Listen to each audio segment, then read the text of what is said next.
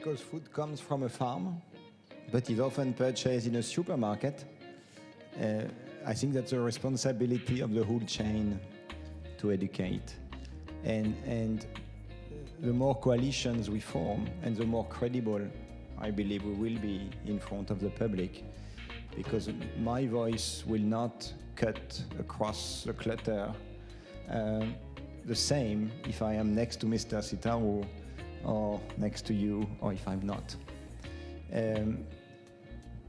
But I think it's extremely important to educate and to continue to educate about food. I told you that we've all become half experts, but the concept of half expert does not exist. We're simply ignorant, and that's very dangerous. But it gives a responsibility to everybody. And then 5 years ago, such an event maybe would not have existed, or there would have been nobody in the room.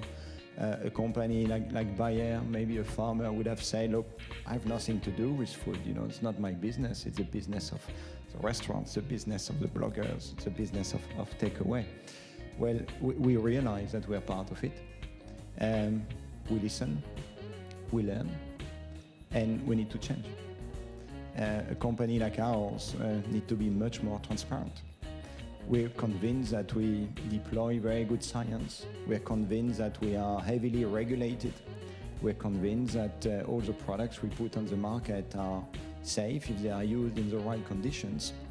But what's the point if I am convinced and you are not? We won't go very far. So we need to change. And I just want to give you one initiative that we have taken. We call it the Transparency Initiative.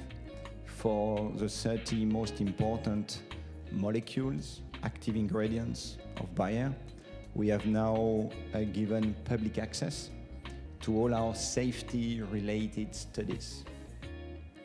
I'll give you another example. We just announced it, I believe today, that with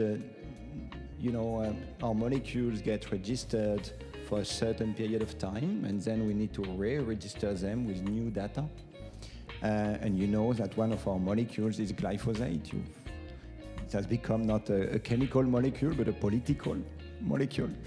And we've just announced that we're actually going to associate leading scientists, also journalists and NGOs, to accompany us for the re-registration process.